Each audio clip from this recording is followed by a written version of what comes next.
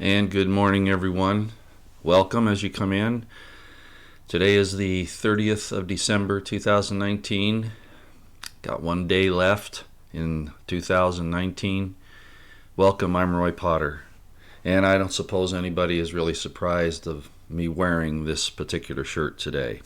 Again, this is the Mullen Labe shirt from InfoWars. Well, we had our interview with Mr. Richard Higgins, who had formerly been a member of the National Security Council at the White House. We had that interview on Friday.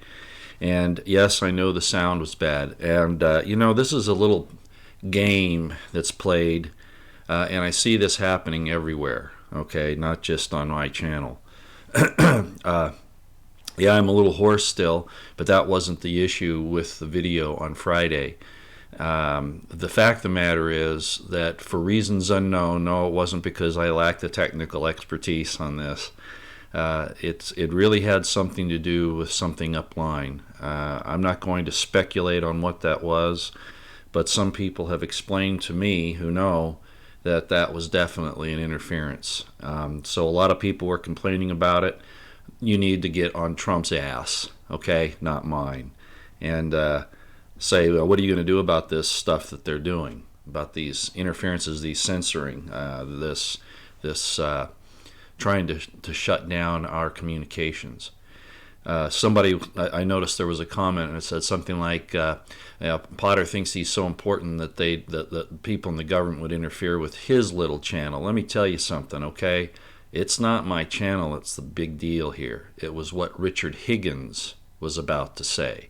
That's, if any reason for that interference, that was it.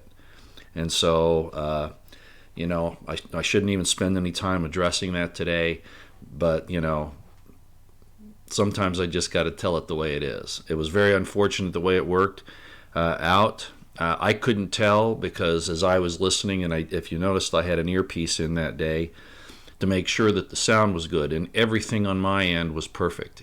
It was coming out the other side. So my mistake was apparently that I was on the internet, of course, and the reason why I was on the internet on a recording was because I was also uploading it unlisted to my channel. In other words, it was streaming actually, and that apparently was a big mistake on my part because that's how they got in. So anyway, I just thought I'd mention that type of thing. We've had problems with sound before, but nothing like that, nothing. And there were people that told me exactly what was going on with that. So that's where we are, and I'm not even going to ask how the sound is this morning because I really don't care. Okay, I don't. Am I in a bad mood? Well, again, I'm tired of the talk, despite what Mr. Higgins told us on Friday, and he's absolutely right. I mean, he has an inside track on things.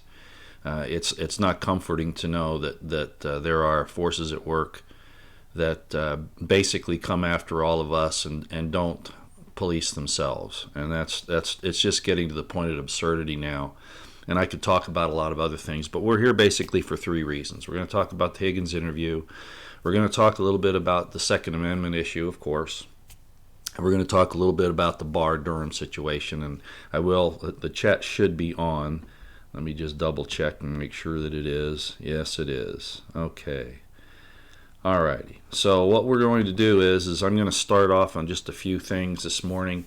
I'm going to move the discussion on the Higgins interview to after we cover a few other basic things because I think they're necessary. The first, actually, I'm going to reverse the order here. We're going to talk about the Barr-Durham situation first. We're all upset about the fact that nobody's been collared yet. I hear Lionel talking about it. People are saying, what is going on here? Well, of course, Monty of Monograph said there would never be any arrests, and he may very well be right. Barr, first thing I'm going to say is I have a lot of respect for people who are out there trying to solve this pedophile human trafficking problem. People like Craig Sawyer, people like Mrs. Lionel, Pam Jones for Liberty with the Pedophile Disclosure Project. There are a lot of folks out there that are trying to do the right thing. Ladies and gentlemen, those in power aren't listening. They're nailing very small, low-level hanging fruit. The cheap people on the bottom that actually steal the kids, not going after the source of the money and of the market. In other words, the people that are demanding this. That's the problem, and it's never going to get fixed with them doing that. It's like going after the lone user and drug pusher on the street. It doesn't work. We saw how it doesn't work with the drug war for the last 30, 40 years. And they're using the same ineffective tactics on the pedophile problem. I'm sorry, but that's the way it is. Yeah, they're nailing a few teachers and a few people here and there, but it's not moving up the line. How do I know that? And how do I know there's a problem with Barr? Well, think about it. If getting the pedophiles and those networks were as important to Trump and Barr as they say they are, how was it that Epstein slipped through their fingers? Whether it was suicide, murder, or they let him out because of his contacts, it doesn't matter. It shows to me that I cannot depend on Barr to go after these serious criminals at the top of our food chain. The pedophiles and the human traffickers and the drug traffickers and the weapons traffickers and people and these are all government politicians and bureaucrats and corporate heads that get this money coming back through the other way. It's like we've talked about for quite some time. The foreign aid, it goes to these other countries, and then these politicians, these dirty politicians, have a way, whether it's by front companies like the Clinton Foundation or whatever, to get that money to come back to them. That's how this works, and nobody wants to fix it. So and Lionel was right about that. When he saw what Barr did with this thing with Jeffrey Epstein, first of all, putting him in the MCC when he is as high a profile target as he is, number one. Number two, going along with this suicide nonsense. Ladies and gentlemen,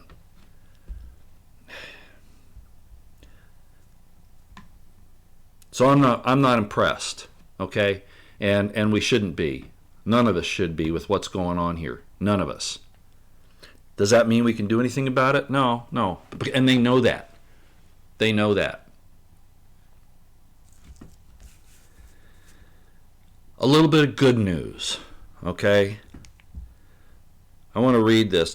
I don't know if any of you people, I'm going to be using my phone here a lot because I have a lot of notes in here I want to refer to. And that's where I'm going to be here for a few minutes. I don't know if any of you have heard of Greg Rubini. He is on Twitter. He's an investigative journalist, highly respected, brings out things. There's been some competition, almost animosity between him and some other people like Paul Sperry, because I guess Greg thought that maybe they were using him for their source. I'm giving him credit now, okay? Greg, if you're listening to this. Greg, I have a lot of respect for you, and I've followed you for a long time. So I always cite my sources, and most of the time. Greg Rubini has pulled out some information that I thought I would want to give out to people if you're not following him on Twitter, if you don't have Twitter. The one that I'd like to start off with first is in a tweet thread he put out the other day. He says, Rudy Giuliani knows what is in the Wiener laptop. A lot of us have forgotten about the Wiener laptop. And Eric Prince knows too. And he refers to the Eric Prince interview of November 4th, 2016. So I just wanted to say that's shouldn't be off our radar, that's still there, okay? That's what I mean. That's what I mean. There are these things out here that Barr should know about, and the contact I realize, like Alex Jones is saying right now, he's done a big report on this entire Epstein thing and the actual network that Epstein was he was in the upper echelons of this thing, but he was still just a field manager basically. This is very discouraging. Why hasn't anything been done on that? Okay. Now, another thing I wanted to bring up. There was a question given to Greg Rubini, And it was, I'm just going to quote the question. This is the question, I thought Durham wasn't expected to reveal anything until June. January, February would be welcome news. In other words, you remember what Barr said. He doesn't expect any movement, any action from Durham until late spring or early summer, which I find absolutely ludicrous, and so do other people, especially under the circumstances that we find ourselves today. And I'm not going to expound on all of those. You must know what I'm talking about. This was Greg Rubini's answer to that query. Okay, he says, Durham will not reveal. He will indict. Now, I thought that was great, and I want to read a couple of other things he said. He said, Horowitz, he's talking about the IG report, and of course we already know this, but I'm kind of setting this up. Horowitz has referred the whole Obama-era FBI top officials to the DOJ, but few have noticed. This means James Comey, Andrew McCabe, Peter Strzok, Lisa Page, and many others. And I agree with that, but I also point out that if Barr doesn't do anything, it doesn't matter how much work Durham does. It doesn't matter if Barr refuses or somehow stops the indictment process going forward.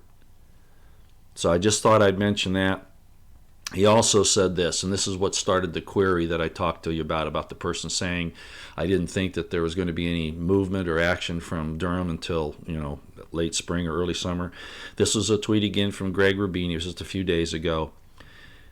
It's in a thread, and one of the entries is, the criminal trial for James Comey, Andrew McCabe, Peter Strzok, and the other conspirators will come soon. I'm not spreading hopium here, folks. I'm just telling you what this investigative reporter is saying, okay? He says, let me read that again. The criminal trial for James Comey, Andrew McCabe, Peter Strzok, and the other conspirators will come soon, probably by mid-January or early February 2020. Greg's been very good.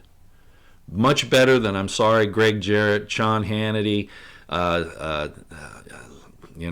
Sarah Carter, John Solomon, any of those people.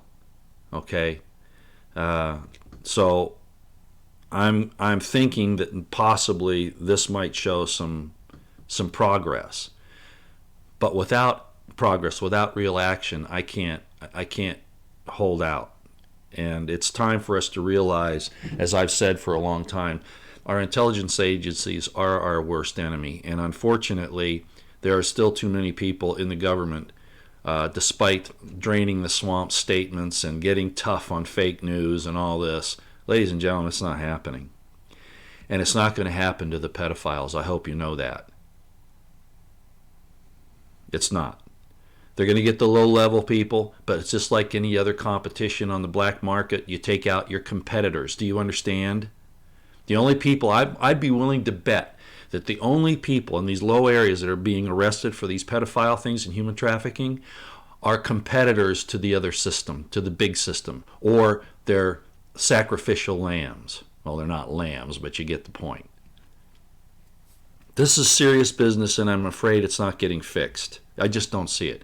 So, Richard Higgins said on Friday, the Barr, he's never worked with Barr, he doesn't know Barr, but he does know people that have worked with Durham, and he says that Durham is a real lion. He's going to go after him.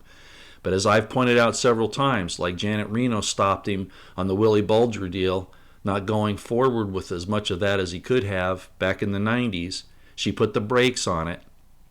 He is constrained and restrained by the AG, by the Attorney General. And Barr did not screw up on Epstein. That was deliberate. And for that reason, covering that up, that protects all the people at the upper echelons of this pedophile network. And Barr is dirty. I'm sorry, he is. And I don't trust him. I never have. I've had a few times where I've said, gee, I'm starting to like him. I think he's coming along. But then let me go through the Epstein thing, and I went, oh, no. Plus going after Roger Stone on his watch, going after General Flynn, they'd already been after, but he could have had his people dismiss that. Motion to the court for dismissal. Julian Assange. And of course, the Bundys and the Nevada situation where the Ninth Circuit is going to be hearing arguments, I guess it's in March, from the DOJ, Barr's DOJ, about trying to retry the Bundys, to throw out Judge Navarro's dismissal with prejudice. These are the types of things that show me that Barr is wicked and evil. I'm sorry. And I don't give a goddamn what Durham does. If AG Barr puts a notch on it, it's not going anywhere. And Trump hasn't got the guts to stop that. I'm sorry, he just doesn't. Am I mad this morning? Yes, I am. This whole argument on the Second Amendment, which is what we're going to get into in a minute. Again, I maintain that if Trump hadn't given the green flag on that with his red flag laws, we wouldn't be in this situation. Oh, eventually we probably would. But we can't depend on these people in the government to protect our rights. We have to seize them and be belligerently defending them all the time, even if it means that they're telling us that we're domestic terrorists. This is getting outrageous. So I talked about the pedophile roundup, and I think Barr is really, in fact, part of the problem. Or else they wouldn't have treated the Epstein situation so clumsily, or what appeared to be clumsy. And then the Durham situation, I don't care what he does. If Barr doesn't allow it to go forward, it's not going anywhere. But Greg Rubini says on inside information, whatever his sources are, that there are going to be those 4 or 5 and maybe some other prosecutions, indictments coming in mid-January to mid-February. Well, even those could be kiboshed, right? Even those. So I don't have a whole lot of faith. And now we're starting another war with Iran on some supposed thing with some Iranian militia in Iraq and Syria. I mean, Pompeo. Did you see Milley?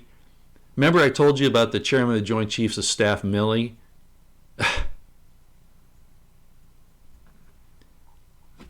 This evil is so pervasive, it's just unbelievable. Pompeo was CIA, right? We can't get away from these guys draining the swamp. Yeah. Tell me about it. Let's hear some more fairy tales. I think I'd have more. I'd get more satisfaction out of the Three Little Pigs and Red Riding Hood. This is just getting absolutely outrageous. Okay, let's move on to the Second Amendment. I don't have to tell you what's happened the last few days. Okay, I'm not even going to tell you about it. There have been several incidents. My bottom line is this. I don't give a damn who they are. If they say they want to take guns for whatever reason, they're our enemies. Plain and simple. They've proven that their gun-free zones and all of that are nothing more than harvesting areas for these evil, demonic people. And they want that because they don't want an armed citizenry that can stand up against Marxist, Leninist, communist tyranny, which is what they're trying to impose. And some of the rhinos too. Paul Ryan, look at Ryan. We're just going to have to figure out a way to do this. And a lot of people have been saying that to me. Roy, they're not going to fix it. They're not going to fix it. We're just going to have to, people are going to have to do that. Yeah, they are. But you realize how wicked these people are in these agencies. They've infiltrated everywhere. They're like a freaking cancer. You try to stand up for your rights and you're called a domestic terrorist. They swoop down on you like they did Roger Stone, a SWAT team on a 67-year-old dude. They didn't do that to Epstein. They didn't do it to Harvey Weinstein. They didn't do it to El Chapo. And Trump lets them get away with it.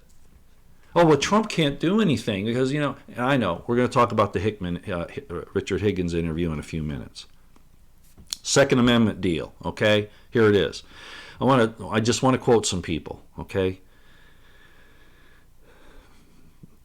Two of these guys are, well, let me just read it. Kurt Schlichter, who is a retired Army officer, okay? This is what he says.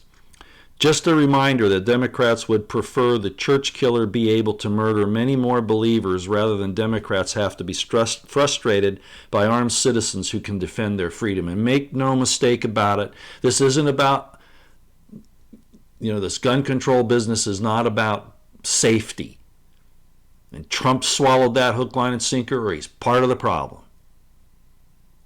No, it's about making it so that the government has a monopoly on force, which is exactly contrary to our form of government, at least it's supposed to be. Lieutenant Colonel retired Anthony Schaefer. He says this: quid pro quo Joe Biden, wrong again. Attacked Governor Abbott for signing law letting churchgoers carry guns. I'm going to address that in a second. The left is completely irrational and emotional on the Second Amendment. They do not want law-abiding citizens to defend themselves. They want chaos. And I'll just add this. The law for us to carry weapons is the supreme law of the land. Governor Abbott didn't need to sign anything. As a matter of fact, by doing that, he's basically saying, and his legislature there in Texas is basically saying that this is a privilege, not a right. That was the wrong way to handle it. All he needed to do is cite the Second Amendment and say that, in their Texas Constitution, saying that they've got that right. Now, there was a problem with school areas. Okay? School areas, the federal government came and said those have to be gun-free zones, apparently, which is nonsense as well. But Governor Abbott's not helping things here by saying that he's giving the people the right to carry their weapons in the churches. Do you understand what I'm saying here? I mean, I appreciate what he's trying to do, but that's our problem. We keep going to government to ask for permission that they don't even have the right to give to us. They have to get permission from us. Without the evil of majoritarian coercion, it's the Bill of Rights, it's a republic. Those things are inalienable. They can't be touched. And I know you all have heard this, but you see what we're up against. So I wanted to quote that from Anthony Schaefer.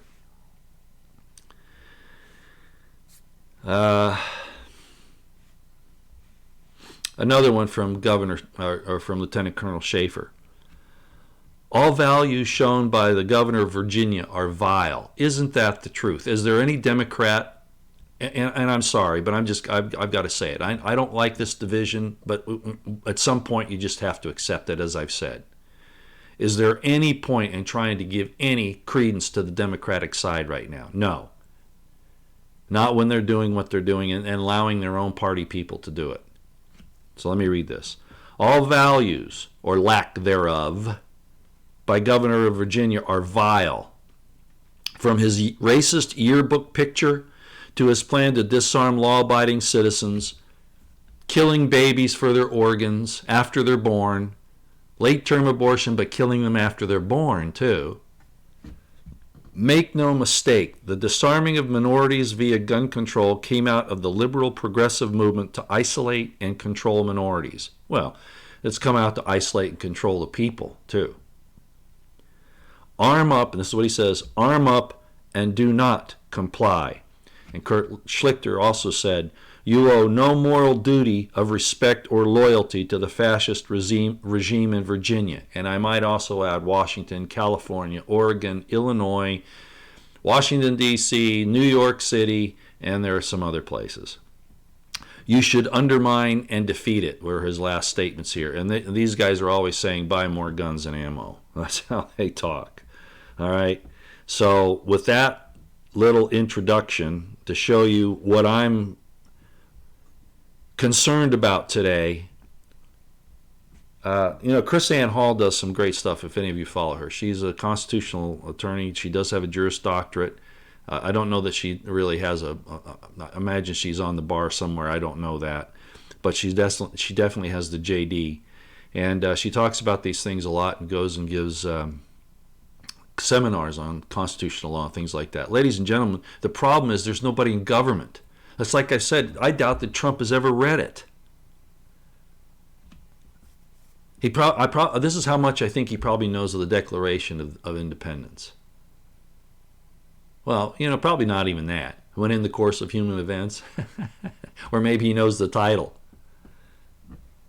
I'm sorry, and again, we're going to talk about Mr. Higgins here in a minute, what he said on Friday. But I've had some time to digest all of that. And as a lot of you were saying, well, it's real nice, that we have this trust in the president, but okay.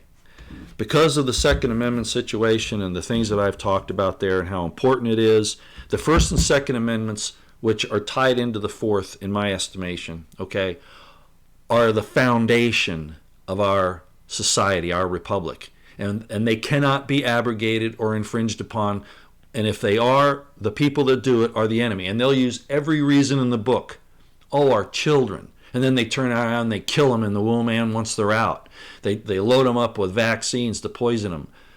They turn them over to transgender and homosexual activities in schools and in libraries under government protection. This is war, ladies and gentlemen, just like I've been saying and some other people. This is subversion at the most hideous level. And it's not looking good. I don't care what anybody says. Barr's covering up for these pedophiles, damn it. He is. And I'm beginning to think maybe Trump is too. Some people say that's not fair. Look at all the harassment he's getting. All the more reason to come out fighting. Oh, it's coming, Roy. It's coming. It's coming. Well, we'll see if Greg Rubini's right. I would like nothing better, but you realize that those will be the sacrificial lambs they throw at us to appease us. And I'll bet you that they get off eventually with appeals and things. Don't think just because they get indicted and have a perp walk that they're going to get convicted. That's a whole nother game.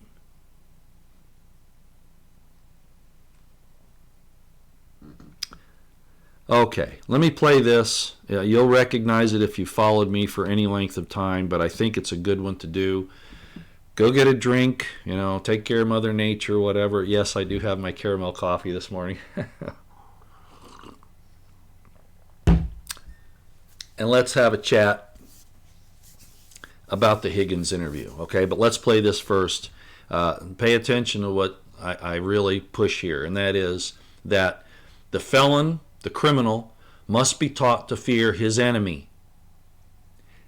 And the way he is taught to fear his enemy is that his enemy has the ability to kill him. In other words, carry a firearm at the very least. Here we go.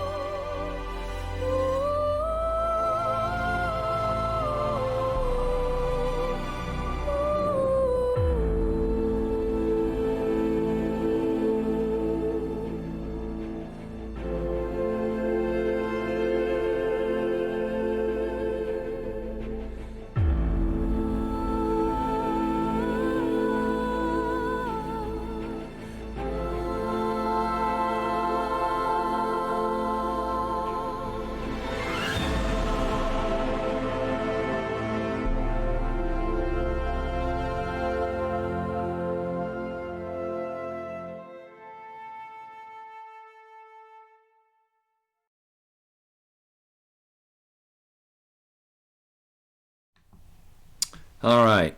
Hopefully that gave you a couple of minutes there to take care of things. Hopefully you saw the clip as well. I think it's probably one of the more important things I've ever done. I really do. Feel free to, by the way, let me say this. Feel free to take that out of the video, feel free to do it and to use it for yourself. Okay? That's fine. As a matter of fact, I talked to Nancy Morgan Hart the other day. When she saw and heard the audio problems from the Higgins interview, she took it upon herself to try to adjust the sound. She did a good job, but I decided it wasn't enough for me to change out the video that I already have up. But it's like I told her, and I really appreciate it. She's an amazing lady. It's like I told her, all of my videos you can use. You can repost them. Not that they're all that great, but if you see something in them that you really like, please feel free to take it. The only thing is you cannot change the meaning of what I'm conveying. If you make me sound like I'm saying something I'm not by editing things together, or you know how you do. But if you take a whole clip, a whole video even, and share it or rebroadcast or whatever, that's fine. I've never, I don't monetize my stuff because I think this information needs to be free. Okay, let's talk about the Higgins interview. All right. I want to go back to unconstrained analytics for a minute and tell you, you really need to go. I have, since the day Richard Higgins was perp walked out of the White House, I've had nothing but respect for him for doing what he did. And there were others, and that's what he revealed on Friday. There were others. It wasn't just him.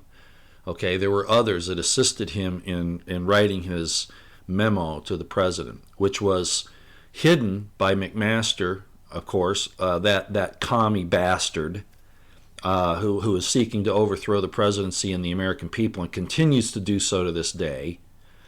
And General Kelly didn't help, even though Kelly came in basically right towards the end of that. It was during Kelly's just coming in that Richard Higgins was thrown out. But the point is that this just continues. And President Trump, I don't give a damn what the White House procedures are. He is the lead. He is the one person in the entire country that can declassify, classify anything he wants. And he should bring Higgins and those people that helped Higgins, that he should bring them back. Okay, so I wanted to read this little excerpt out of The American Thinker. And Rich Higgins, this is actually this entire article from The American Thinker, and I'm sorry I don't have the link, was presented by Richard Higgins on Twitter. I saw it. Now I just want to read this to you because I think it's very important.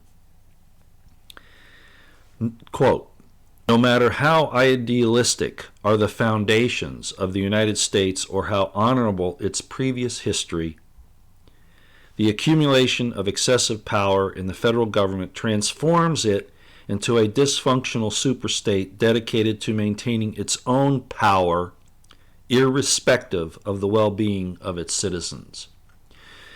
This little bit right here, actually, Nancy Morgan Hart of Headlines with a Voice actually read the whole article to you on a post that she did the other day. But this is the part, I had actually taken this out prior to hearing her presentation because I knew how important this is. Let me continue. "In a dystopia, history, truth, and the law are just chalk writing on a blackboard, which can be erased and rewritten whenever it suits the convenience and desires of a government or perfidious politicians. We just witnessed an example of that behavior in the impeachment of President Trump. And the only thing that I would add to that is what Lionel's been saying, and I've been saying it too. Trump's lack of action, it makes him look weak. Nobody fears him. I know there'll be people that run to his defense. I've done it myself. But I really do believe that we're on our own. As I've quoted many times, there was a judge by the name of Judge Learned Hand, and he said that if the Constitution and the rights that we hold dear are not written in the hearts and minds of men and women, no court, No president, no Congress can save it if it's not in the hearts of the men and women. And they have purged it out of us because we've permitted it. We've become slothful, lazy. The best of us are afraid to stand up. And now, after denying it for many years that was their ultimate goal, we see that the Democrats, and again, I go and I say the IC, the deep state, even rhinos, Republicans, are trying to disarm us so that we can complete our, how did Darth Vader that? Complete our journey to the dark side. Right? This is hideous. And I'm not happy with the way Trump is operating. I'm not. Let me just state this before we get further into the Higgins thing, and I'll take your questions. I'm not going to say much. I'm going to ask what you guys have to ask about the interview. Okay, that's how we're going with this. And it's kind of a rehash of what I just read. It's just a little note I made to myself. Our institutions and those in them are concerned about preserving themselves, their control of the civil order, that means their rule, and not protecting the people. They want to protect the order. Well, that makes sense if they were protecting the constitutional order, but that's not what they're doing. They're protecting their man-made, their alterations, their creations to try to subvert that system under the pretense that they're trying to protect it when they're not.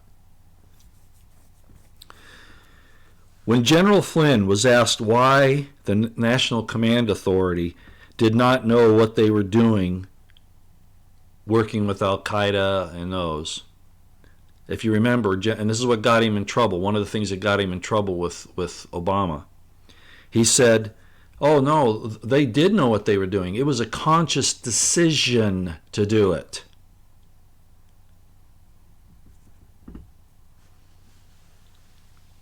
Those assigned to protect our principles and way of life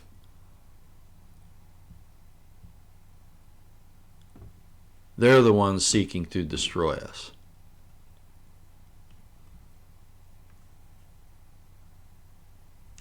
As Comey said, he has a higher loyalty. Ladies and gentlemen, Barr's not going to do a damn thing.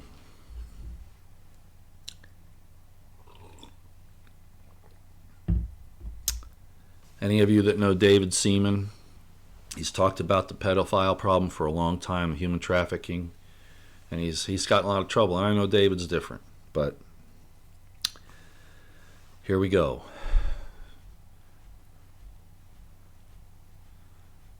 Into the fourth year of Trump's presidency. But I have to defer a little bit to Higgins here. Richard Higgins was very kind to come on the show, and it really disturbed me. I had no idea that the sound was being manipulated after it left my location. Again, it's not because I'm important. You don't understand. It's because they don't. Remember, Richard Higgins was in there. He was in early in the Trump campaign. He was in there with Flynn. He was in there as a National Security Council member. He was a supervisor. That was why they gave me the problem, not because of me. You silly people. Silly people. Okay, so what is my overall take on the Higgins interview? What he said. I agree with him. As he said to me, Roy, I agree with you. I've watched your videos and I agree with you on 98% of the things you say. Okay, well, I could say the same thing about Mr. Higgins, of course. I agree with 98% of the things he has to say. And basically where the crux of this thing comes in, he admitted he doesn't know Barr. He knows Durham is a workhorse, is a bull, but he's not sure that Barr is or how Barr is going to use Durham in reality. Okay, he admitted that. He also said that he believes that President Trump is a decent man, that he really is genuinely in love with the United States of America. Okay?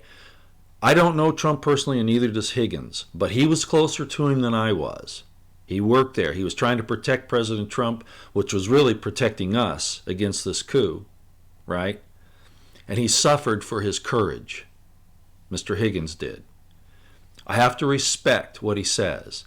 And what he says is that if Trump and Barr went after this thing too quickly, and a lot of people that give Trump way too much leeway admit it, tell me all the time, Roy, he can't. Even my Republican insider in California says, Roy, he can't do it. It's going to take too much time. And I'm saying, I don't think we've got it.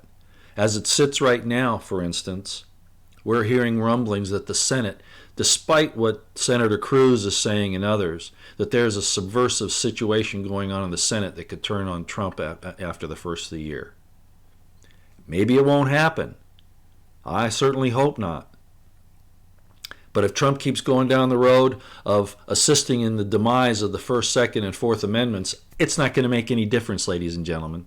And that's probably, and I think Mr. Higgins and I agreed on that. That Trump has not acted, but Mr. Higgins gave him the benefit of the doubt, saying he came in as a novice. He didn't really understand the machinations of D.C., and I don't doubt that. But he asked for the job, as I've said many times, and that learning curve should have been complete within 6 months of his first term here, and he never got it. He still hasn't. The closest he's come is calling the news media fake news, not going the next step and saying that they're the propaganda arm of the CIA and the IC. He's called out particular people as dirty cops in the FBI, etc., but has never really cleaned out the agencies or even tried to. Still goes along with people like General Milley that want to justify using military force. Do you realize how long this country has been in a military conflict in our history? You know how disgusting that is?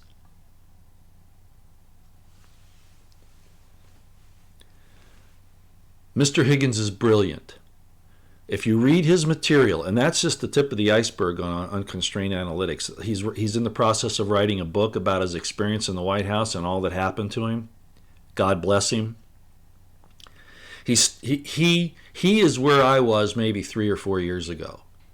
And I mean he's a lot more intelligent than I am, has a lot more, inside contacts and all that. But what I'm saying when I say that is that he believes that he hopes that it's salvageable. I'm beginning to lose confidence in that because the forces arrayed against us are just so bad. He did talk about the breakdown of our country into these different sectors. I think he even used the term balkanization. And yes, it's happening. And the United States is from everything I can see here, and from what I know, what I read from the secret societies back in the 1800s, that the end result is to break up the United States into territories. And we've already seen that under FEMA to some extent. But I'm talking about real breakup. I'm talking about this state against this state, but more importantly, this neighborhood against this neighborhood, about this neighbor against this neighbor, about this man against his son. That's what we're looking at here. And it's deliberate. And of course, murdering 60 million babies, unborn, and then how many born now, that, and the trafficking of women and children, Barr covering it up, pretending like Epstein suicided himself. These are not things that give us a lot of confidence in these people that are obviously not interested in goodness. Mr. Higgins is interested in goodness. And he put himself in the firing line in front of the firing squad to try to do something to fix this and to wake Trump up. Apparently Trump got the memo eventually because of Donald Trump Jr. And then supposedly, Mr. Higgins doesn't know this for sure, but he heard that the President Trump got very upset that Higgins was escorted out along with a bunch of other people from the NSC that didn't go along with that prick McMaster.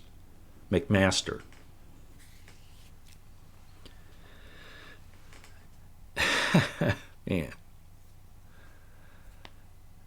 Yeah, I'm a little uptight because I realize. So anyway, what I'm saying is the overall interview I think was extremely informative. Where I'm having a problem with it is, of course, giving Trump any more leeway and saying that he has to be careful, navigate the dangerous waters because they are dangerous. He has to navigate them carefully. But is that really what's happening?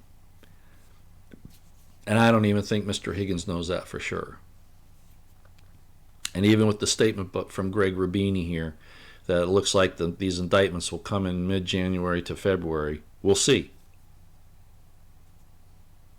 And Mr. Higgins said he doesn't deal in hopium. He looks at the situation as it exists, unconstrained analytics, excellent name for an organization and for your philosophy, unconstrained. Okay, you don't listen to the propaganda. You look at the facts yourself and you draw your own conclusions. And that's why I think Mr. Higgins is so important, and why they listened in and interfered with the transmission last Friday. Okay, that's my overall take of the Higgins interview. I think it was very important for us to know where we stand. Very important for us to know that there are people in the government that are good and want to see the right thing done.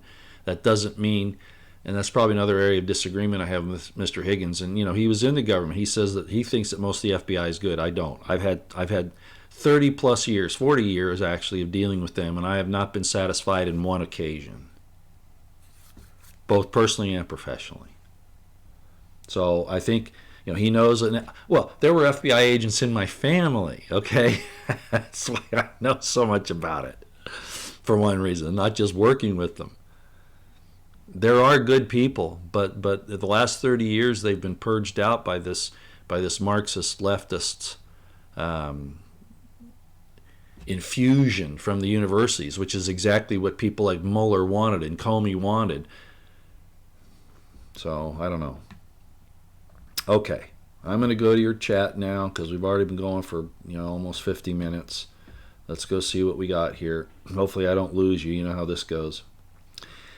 Okay, I'm looking for any questions about the Higgins interview primarily. We could talk about the Second Amendment and about Durham and all that, but I think we know where that is. Okay, let me see what you say here about the Higgins interview.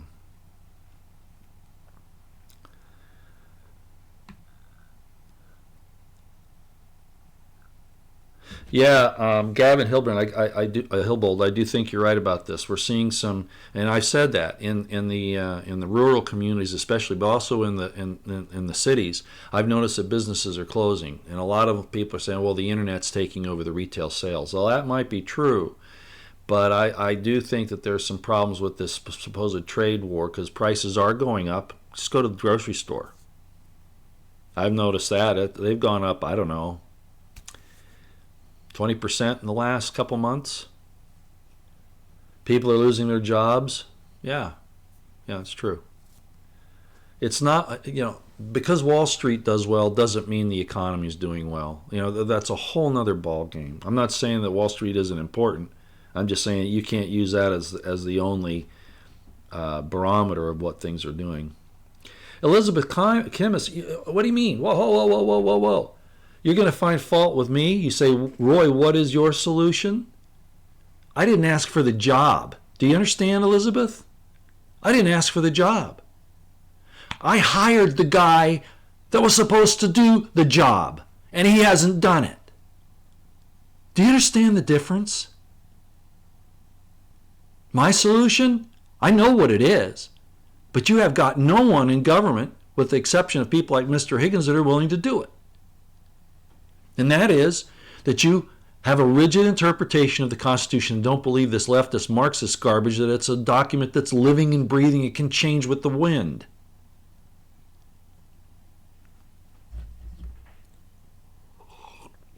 When the wicked rule, the people mourn. And I do know what the ultimate solution is. I do. And we're not in control of it. It's going to engulf us, swallow us. That's what it's going to be, utter destruction.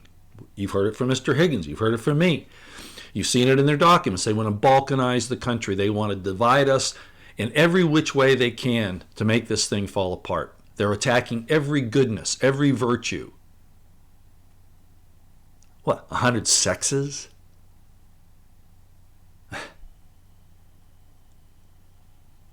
The war between men and women, which was manufactured by programs like All in the Family.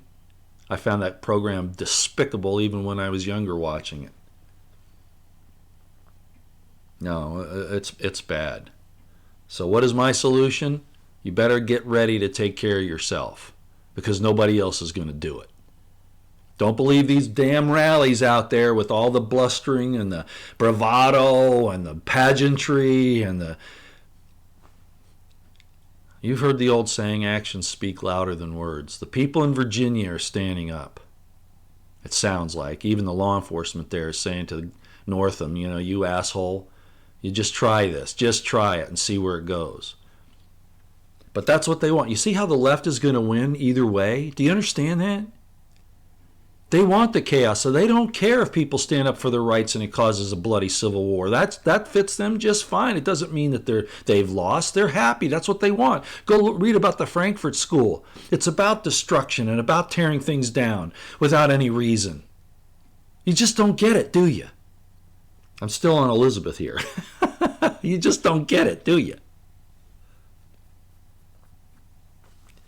They win either way.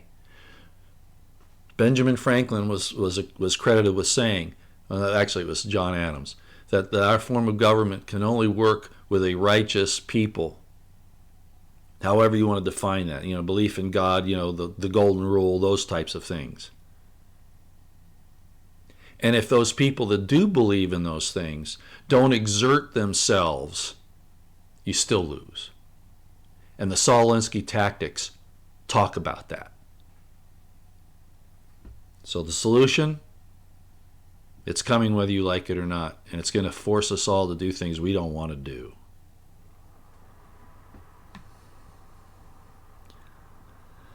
Joe Durr, I just answered you too.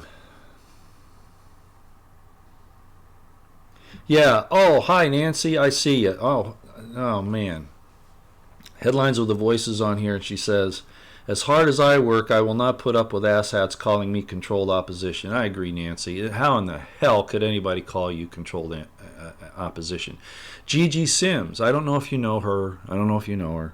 I don't know her personally, and I'm sure that's not her real name. But she's on Twitter, and she does an excellent job, a lot like you. She even goes into more depth. I think she has some intelligence background. She goes into a lot of detail. Even she gets accused of that, and then people apparently she knows calls her an alarmist and all of this. You know, these people don't understand where we are. So Nancy, I'm sorry that happened to you. It's happened to me too, as I'm sure you're aware. You know, you stand up and you point out the problems, and they want to say that you're not loyal, that you're controlled opposition, that you work for the deep state, that you're a LARPer, you know, whatever the term of the day is that they want to slander you with. No, I understand. And I'm sorry that happened to you. Hopefully you didn't get it just because you're here. You know what I mean? Mitchell McNeely, yeah, you're right.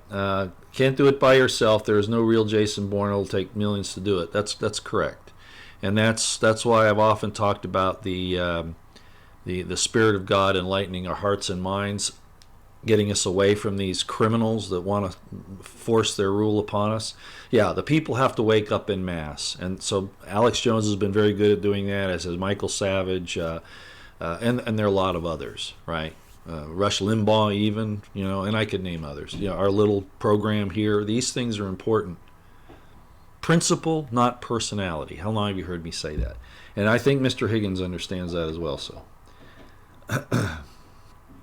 Okay, I'm looking for Higgins questions. I'm going to skip everything that doesn't address Mr. Higgins' interview, okay? Let's see if I can find anything here.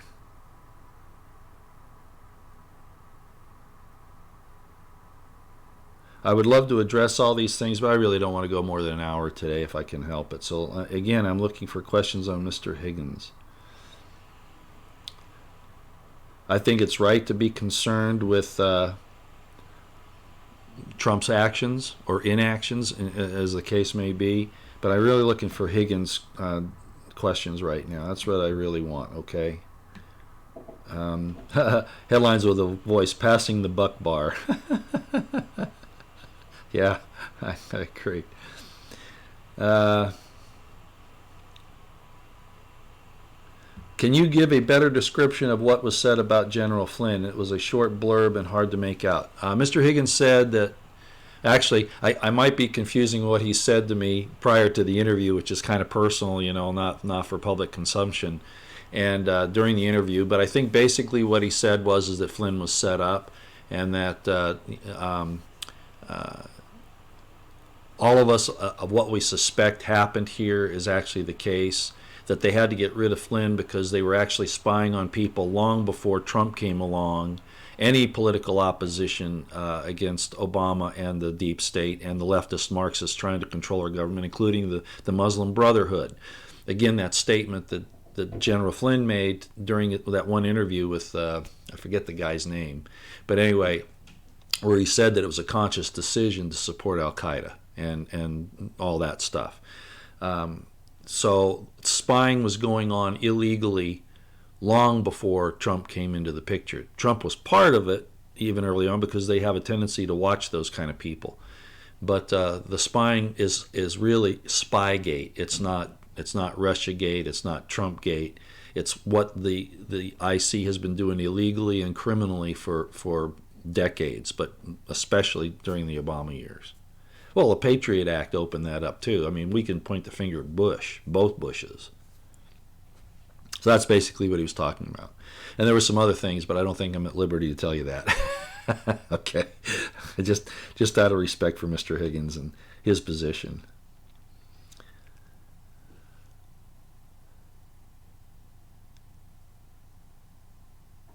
Yeah, again, I'd like to talk about the USMCA. Vicki Davis has given me a lot of information about that. She's a great researcher. I call her a journalist. She doesn't like that. I know if you're here, Vicki, you know how I feel about you.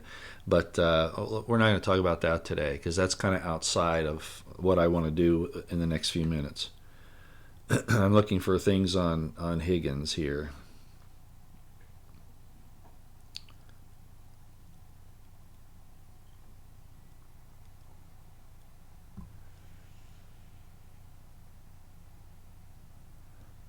I'm not sure what Elizabeth Kemis is getting on here. For IHR, I'm not sure who you're talking to there. I must have missed that.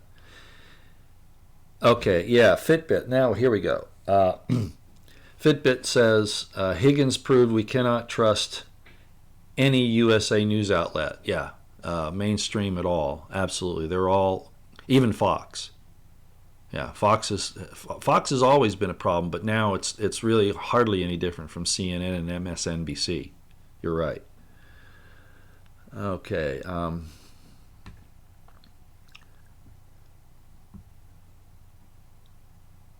Oh, yeah, I did actually. Jack Kennedy says, Roy, here's the question I wish you'd asked. What about Trump's boneheaded moves appointing McMaster et al. To begin with, thereby advancing the coup and getting patriots like Mr. Higgins fired? He actually addressed that. He did. But probably in a way that it kind of went over some time where he was explaining it. Basically, no, Mr. Higgins finds that to be a problem.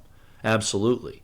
And the way he said it happened, and I'm not excusing Trump for this, the way he said it happens was that Trump was a neophyte in D.C. He didn't understand, despite his business sense, he didn't understand how D.C. worked. He didn't bring anybody with him that understood the mechanisms in D.C. And so he thought that people had the same. This is the story Mr. Higgins said. I'm not sure that Trump is actually at this point, okay, but because he hasn't done anything to reverse these mistakes from the beginning. But he was saying that he didn't have anybody to help him understand that, okay, basically. My Republican insider told me that right away, too. Even before Trump took office, he said, the big thing I'm worried about, Roy, is that Trump has nobody to help him. He doesn't have a Secretary of State like Schultz, or these people, that Reagan brought with him, these longtime people that were loyal to Reagan, not to the previous administration, you see.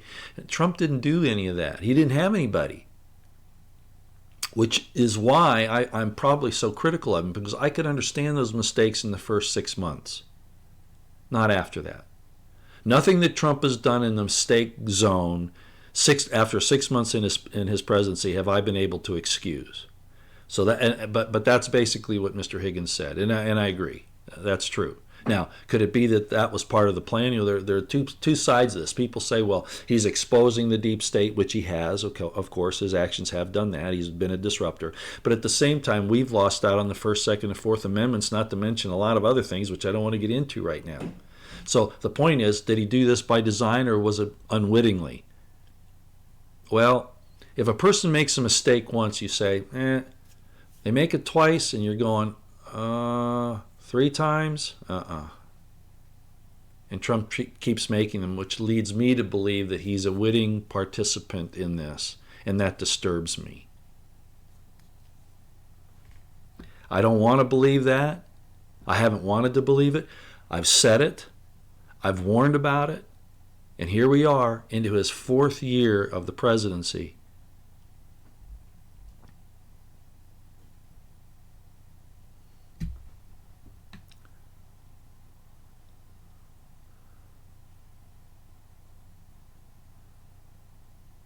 Oh, a voice in the dark?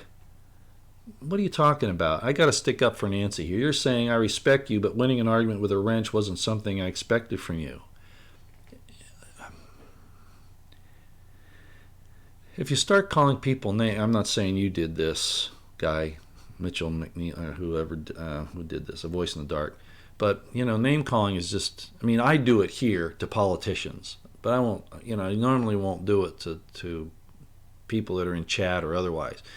I don't care if you disagree with me on my analysis of the events or the principles. Just don't call me a deep stater or a LARPer or a CIA hangout. You go there, and I'm sorry, I'll throw you off too, because I'm tired of that. Like Mr. Higgins, I've been attacked relentlessly since 2010. I had been before that too. If you don't know my history, I wouldn't believe it if it hadn't happened to me. But I just don't put up with that kind of nonsense anymore. So I don't know what happened, but I'm going to stick up for Nancy, okay?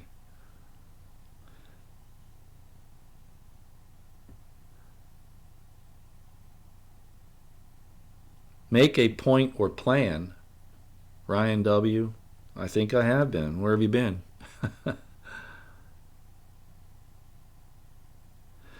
Michael Powell, that's interesting. Lieutenant Colonel, I'm not a Lieutenant Colonel anymore, by the way, of course. You know that, right? I appreciate that, though. I want to agree with him around this business. He sounds a bit demoralized, to be honest. You're talking about Mr. Higgins. Or me, for that matter. I think Mr. Higgins and I are in the same category. He was trying to be upbeat as much as he could without, dealing in hopium, not opium, hopium, which is kind of where I've been. I call it like I see it. I see the good things and I say, yay. I see the bad stuff and I go, you dumbass. Yeah, I think it's a mixture. And you're seeing it now with things like from Colonel Anthony Schaefer and Colonel Schlichter and Colonel Manus and other people that are saying, who's standing up for us against these lawless governors and legislators? Nobody. So maybe what Trump's doing is forcing the people to stand up, even though it's a great danger for them to do so, because they're going to be called domestic terrorists. I guarantee you. And Trump will probably allow that to happen. Instead of using Article 2, Section 2, and Section 3, he'll probably just, like he is now,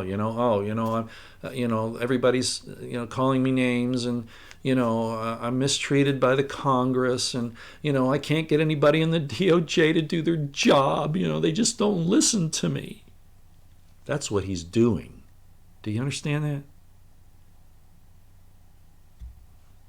And if he's losing on the international level right now, which he is, especially with China, it's because he's been weak. He's appeared weak, and he's let them think he's weak because he won't act. It's like Lionel said, sometimes you just have to stop being the nice guy and be ruthless. And in the right way.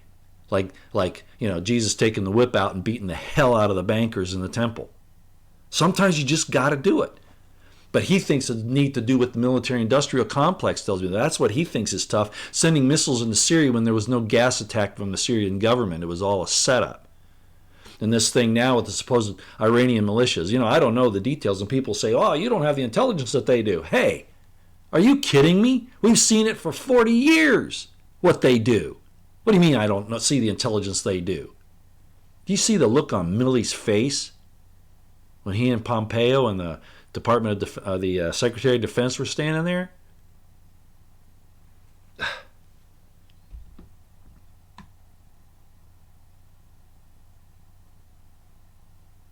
Yeah, Janet Littleworth. Seems to me Higgins has faith in Barr from what I understood. What he said was, I don't know Barr, but I know people that know Durham, and that Durham is a bulldog, and that Durham is acting. Okay, just like Greg Rubini just said. But as I've pointed out, Barr has to okay what Durham does. So there's a stop there, right?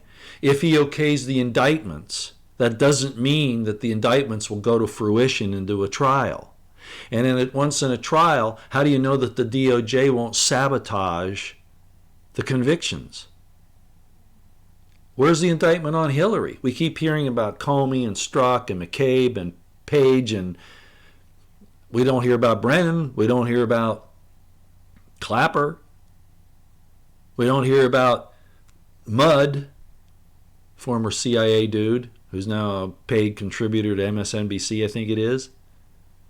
All the people that have threatened President Trump, former CIA officials, and again, which is threatening us.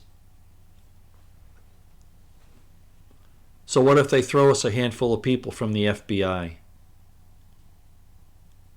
Frankly, that would convince me that it's even a worse cover-up than I thought. Just because the indictments come doesn't mean that anything's going to happen, even at that point. Do you understand that? Do you understand how the system works? Well, what I should say is you should understand how the system is supposed to work, but it's so corrupt it doesn't work that way. You know what I'm saying?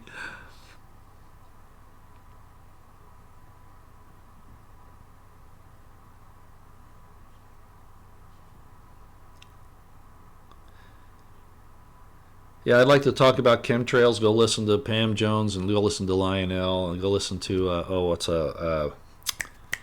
the big guy on chemtrails. I forget his name right now. Anyway, there's more than enough information out there to know that stuff's bad. Yeah, Chronic 321. Yeah, and Higgins talked about that. Barr and Durham are dragging this out while daily damage is done. And again, what Higgins said is that when you take on the deep state and something this big, you have to proceed, navigate the waters carefully. They're dangerous waters. And again, I understand that. I even agreed with that. But by the same token, somebody needs to be taken down, because that's what's going to strike fear into these people, which is going to be dangerous again, as Higgins pointed out. I mean, there's probably a hot shooting war inside the government now. We just don't know about it. It's being under wraps. I would say that that's very likely the case now. Most people are saying, no, it's just, it's a soft civil war. There are indications that there are some other things happening.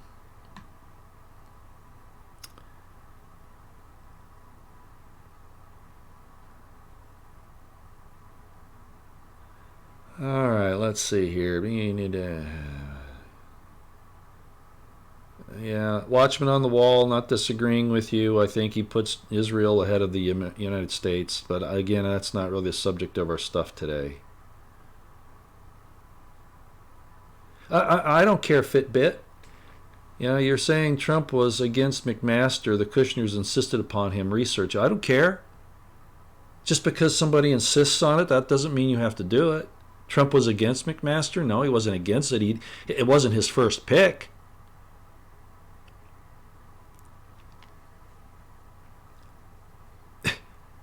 And here's the point, Fitbit, right? I mean, think about it. He made the mistake with McMaster, right? Yeah, I agree.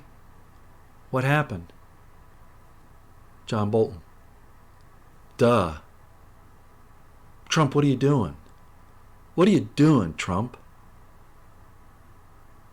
So it's not just that Kushner pushed it. Do you see what I'm saying? Trump has to have some responsibility here, if not all of it. He's not learning. He's 3 years, going on 4 years into office, and he still hasn't learned these systems, the situation. Ah, damn.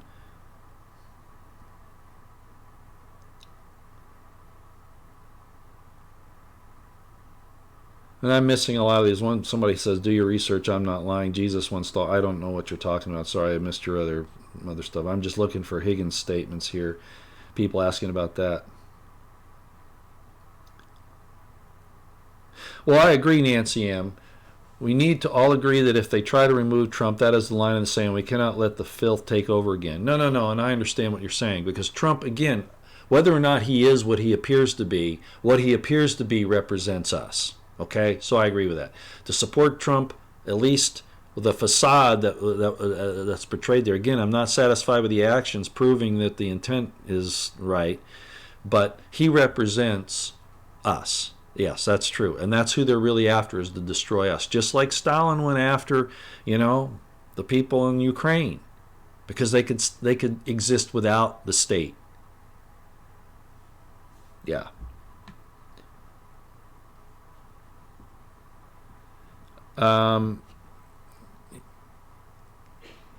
Yeah, I think there's a lot of extortion and blackmail going on. D. Slayton says that senators are being paid money to vote against Trump or for his impeachment and conviction. Yeah, it could be. That's why I say I hear about things going on behind the scenes that I'm really worried about.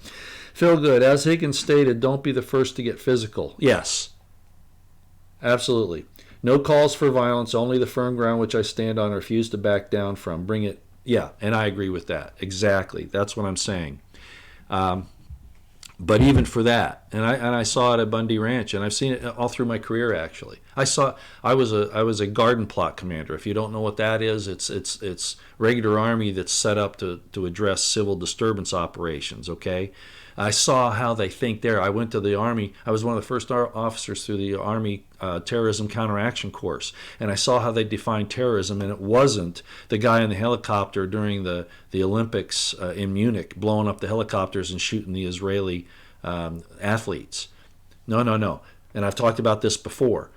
There are many definitions of terrorism. As a matter of fact, now it's probably hundreds, or anything the government says it is, and that's the way they define things.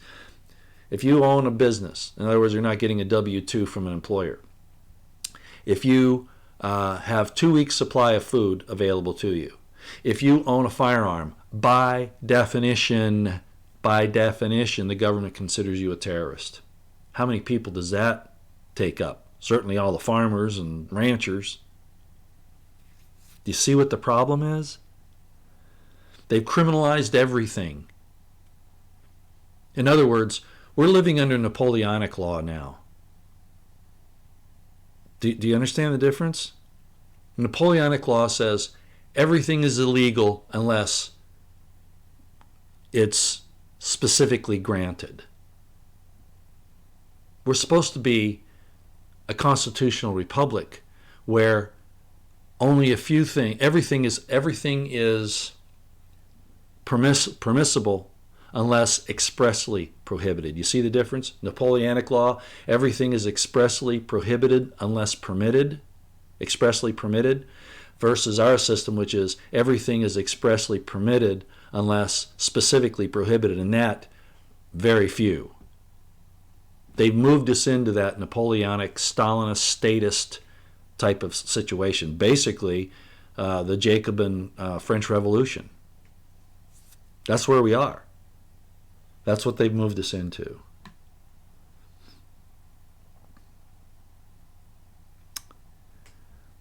Okay.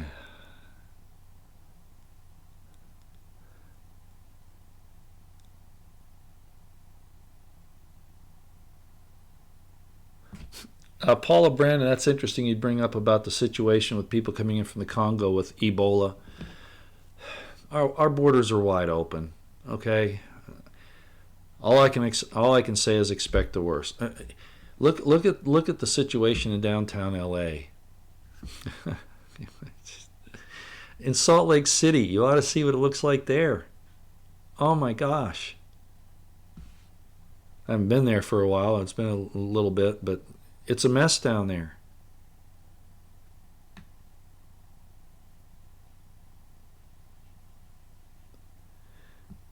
Unsub Roy. Bye, Ryan. I'll save you. He says, unsub Roy. Sorry, you Bible thump. I cry, and cry no solution. Okay, goodbye. Yeah, I told you don't have to be here. Bye. I don't care. Do you understand? We hired somebody else to do the job who said he was going to do the job. Drain the swamp, arrest Hillary, support your first and second amendments. I don't think he knew enough to talk about the fourth. He sold himself and asked us to hire him to do the job, and then he didn't do it. What do you mean I'm not presenting solutions? Are you deaf and dumb? Get out of here. See, I don't even want to deal with this sometimes. And I know some of those people are provocateurs. I know that. I don't have to be nice like Alex Jones and these other people that depend upon your money coming in from sales or whatever, from YouTube paying me for the number of views I get. I don't do it for that reason.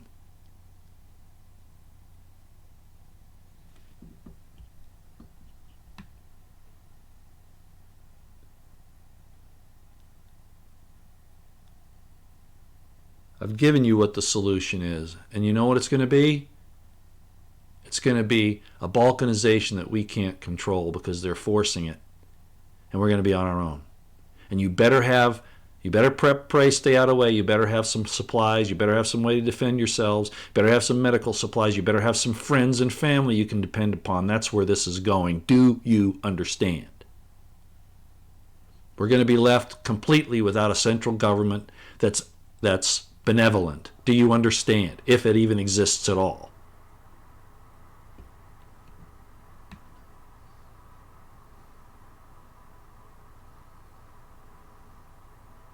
It's been an hour and 20 minutes. I'm going to speed to the end of the chat, see if there's anything on Higgins. If not, I'm moving on.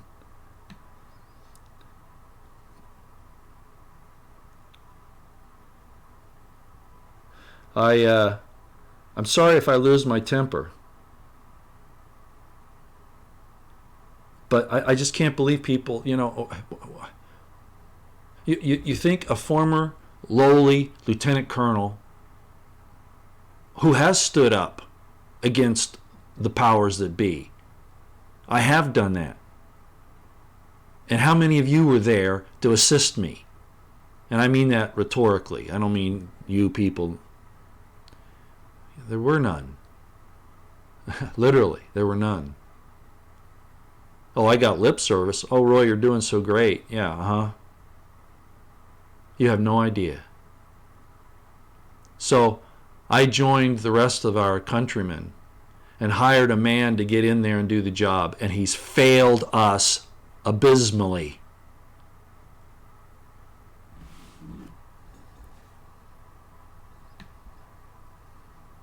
Okay, I'm done. I guess Higgins isn't and nobody wants to talk about that. They want to talk about everything else, which I asked you not to do. Had too much coffee this morning.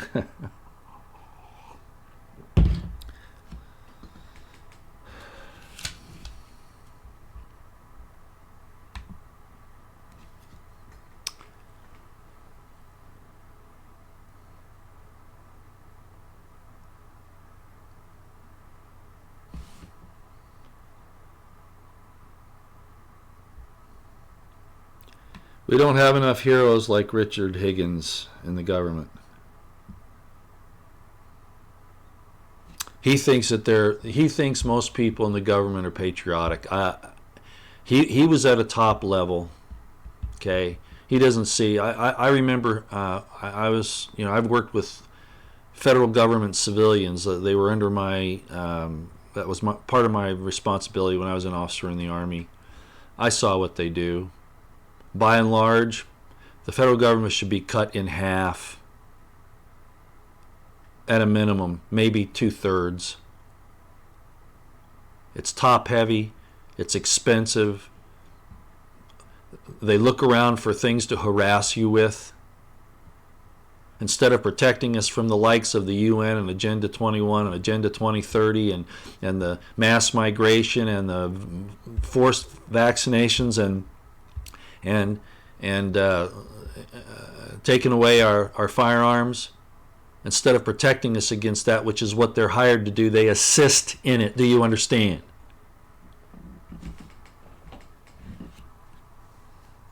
What's brewing is a war in Iran, Bearcat Fierce. They're trying to get the war with Iran going. And that ugly face Milley is there pushing it, along with everybody else in the military-industrial complex. Okay.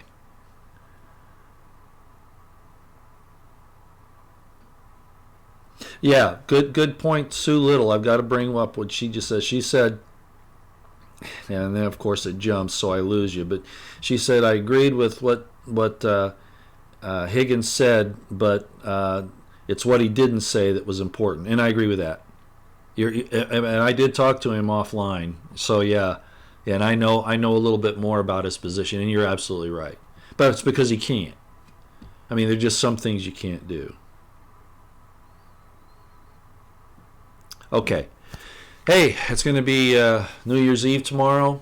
I don't anticipate coming on at all. I also, if something really big happens, of course, I'll do an impromptu, probably not even this formal. And that'll be the way it is for probably a few days. Happy New Year on Wednesday to you. Does that mean we're going to have a happy New Year? I'm seeing some bad indications. But what can we do? What can we do?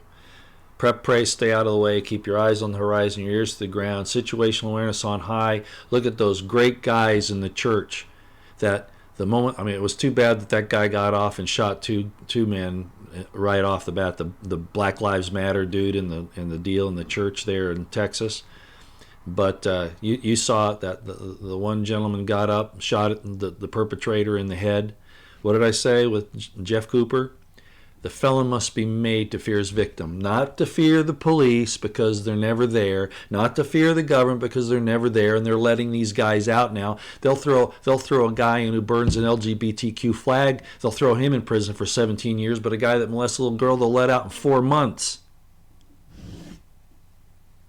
This is by design. It's a corrupt system, and they're going to come after us for saying that we're subversives because we're finding fault with the government. They're already doing it. Trump's, I was a police officer. I have friends that are police officers. I love the right use of the police. But Trump has a blanket love for law enforcement, and it's a mistake. It was law enforcement in the FBI that's caused him this problem. Dirty cops, he thinks it's just a few at the top of the FBI on the 7th floor? He needs to get out in the streets.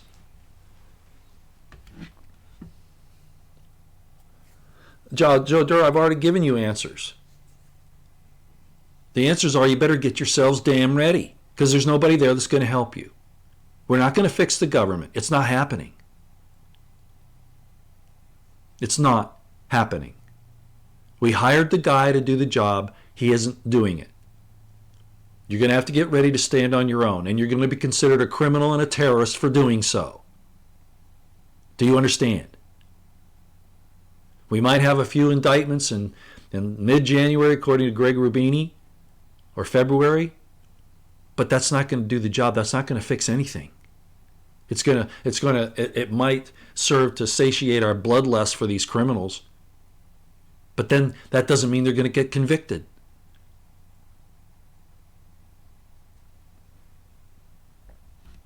Okay. I'm going to go.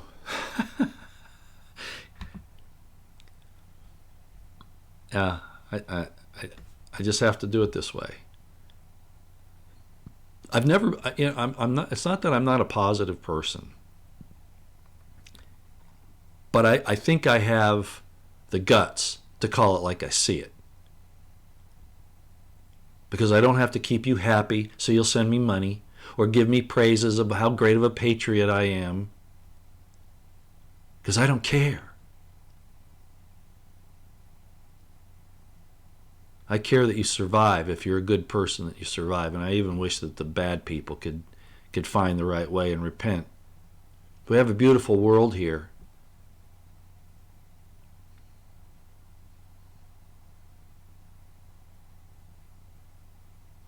Richard Mader, drink the caffeine, Roy. It helps. Yeah. Thanks. Okay. I'll see you next time. I'm not sure when that's going to be. You never know when I'll pop in. Okay? Out here for now.